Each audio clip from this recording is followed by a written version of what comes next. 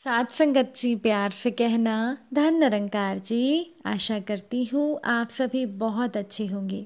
आप सभी का बहुत बहुत स्वागत है आपके ही अपने चैनल पर। एक नई साखी के साथ फिर से हाजिर हूँ मैं। चलिए आज की साखी सुनते हैं। साथ संगत जी, एक बच्चे को एक आम का पेड़ बहुत पसंद था। जब भी फुर्सत मिलती वो बच्चा आम के पेड़ के पास पहुंच जाता था। पेड़ के ऊपर चढ़ता, आम खाता, खेलता और थक जाने पर उसी पेड़ की छाया में सो जाता था। उस बच्चे और उस आम के पेड़ के बीच एक अनोखा सा रिश्ता बन गया था। वो बच्चा जैसे जैसे बड़ा होता गया वैसे वैसे उसने पेड़ के पास आना कम कर दिया। साथ संगत जी, कुछ समय बाद तो उस बच्चे ने पेड़ के पास आना बिल्कुल बंद ही कर दिया। आम का पेड़ उस बच्चे को याद करके अकेले में रोने लगा। एक दिन अचानक पेड़ ने उस बच्चे को अपनी तरफ आते हुए देखा और पास आने पर कहा कि तू कहाँ चला गया था? मैं रोज तुम्हें याद किया करता था। चलो आज फिर से हम दोनों खेलते हैं। बच्चे ने आम के पेड़ से कहा कि नहीं, अब मेरी खेलने की उम्र नहीं है, मुझे पढ़ना है, लेकिन फीस भरने के लिए मेरे पास पैसे नहीं हैं। साथ संगत जी, पेड़ ने उस बच्चे से कहा कि तू मेरे आम ले जाकर बाजार में बेच दे, इससे जो भी पैसे मिले उससे अपनी फीस भर देना। उस बच्चे ने आम के पेड़ के सारे आम तोड़ लिए और उन आमों को लेकर वो वहां से चला गया। उसके बाद वो बच्चा फिर कभी दिखाई नहीं दिया। आम का पेड़ उस बच्चे की राह देखता रहा। एक दिन वो बच्चा फिर से आया और पेड़ से कहने लगा कि अब मुझे नौकरी मिल गई है और मेरी शादी हो चुकी है। मुझे मेरा अपना घर बनाना है, इसके लिए मेरे पास अब पैसे नहीं हैं। आम के पेड़ ने उस लड़के से कहा कि तू मेरी सभी डाली को काट कर ले जा, उससे तू अपना घर बना ले। उस जवान लड़के ने पेड़ की सारी डालियां काट ली और लेकर वहां से चला गया। आम के पेड़ के पास अब कुछ भी नहीं बचा था। वो बिल्कुल बंजर हो गया था। कोई उसकी तरफ देखता भी नहीं था। साथ संगत जी, उस आम के पेड़ ने भी उम्मीद छोड़ दी थी कि अब वो बालक या लड़का उसके पास फिर से आएगा। फिर एक दिन अचानक वहां पर एक बुजुर्ग आदमी आया। उसने आम के पेड़ से कहा कि शायद आपने मुझे नहीं पहचाना। मैं वही बालक हूँ जो बार बार आपके पास आता था और आप हमेशा अपने टुकड़े काट कर भी मेरी मदद किया करते थे। आम के पेड़ ने बड़े दुख के साथ कहा कि पर बेटा, मेरे पास अब ऐसा कुछ भी नहीं है जो मैं तुम्हें दे सकूं।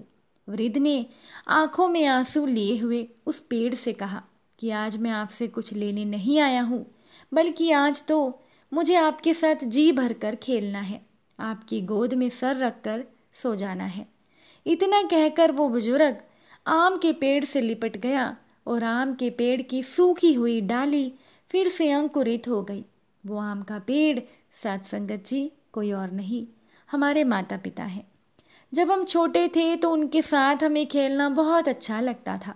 जैसे जैसे बड़े होते चले गए हम माता पिता से दूर होते गए। पास भी तब आए जब कोई ज़रूरत पड़ी, कोई समस्या खड़ी हुई। आज कई माता पिता उस बंजर पेड़ की तरह अपने बच्चों की राह देख रहे हैं। जाकर उनसे लिपटें, उनके गले लग जाएं। फिर देखना कि वृद्धावस्था में उनका जीवन फिर से अंकुरित हो जाएगा। साथ संगत जी, श्रवण कुमार के नाम से कौन परिचित नहीं होगा। आज भी योग्य बेटों के लिए श्रवण कुमार के नाम की ही संज्ञा दी जाती है। हर माता पिता की इच्छा होती है कि उनका बेटा श्रवण कुमार जैसा निकले। लेकिन क्या आप जानते हैं कि एक बार श्रवण कुमार के मन में भी अपने माता पिता के लिए हिंसक और अनुचित विचार आ गए थे। यहाँ तक कि वो अपने नेत्रहीन माता पिता को जंगल में अकेला छोड़कर जाने को तैयार हो गए थे। बात उस समय की है जब श्रवण कुमार अपने माता पिता को कांवड़ में बिठाकर तीर्थों के दर्शनों के लिए निकले थे। यात्रा के दौरान श्रवण कुमार गुजरात पहुंचे और विश्राम के लिए एक गांव में एक नदी के किनारे रुके थे। विश्राम के पलों में श्रवण कुमार के मन में अचानक से गलत विचार आने लगे। वो सोचने लगे कि क्या मुझे सारा जीवन माता पिता की सेवा में ही बिताना पड़ेगा? मुझे जीवन का सुख कब मिलेगा? माता पिता मेरे जीवन पर बोझ बन गए हैं।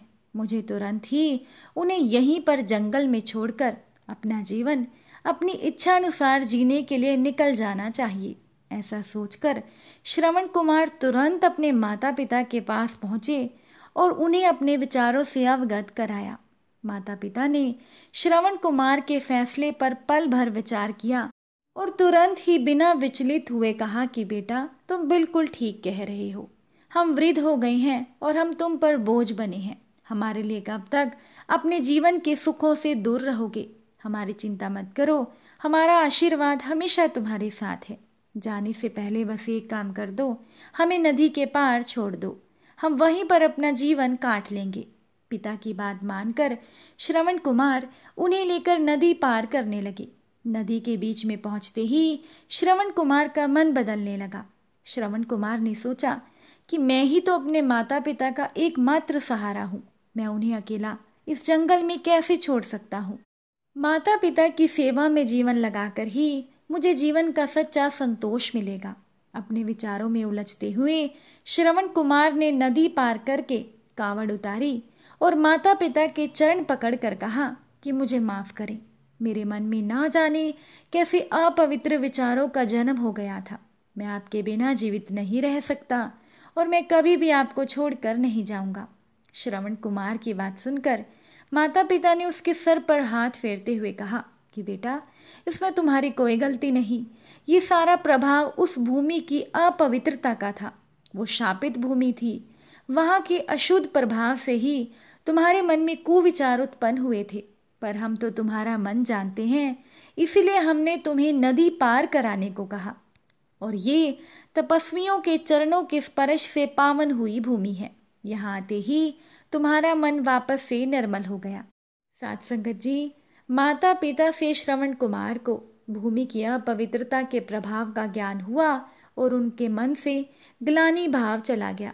वो पहले की तरह अपने माता पिता की सेवा करने लगे।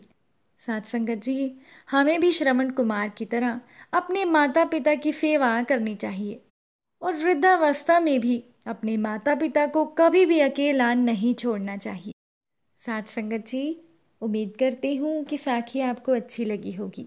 अगर अच्छी लगी हो तो वीडियो को लाइक कीजिएगा, चैनल को सब्सक्राइब कीजिएगा और साखी को बाकी संगत के साथ शेयर भी कीजिएगा। फिर मुलाकात होगी आपसे नई साखी और नए विचारों के साथ। तब तक के लिए धन निरंकार जी।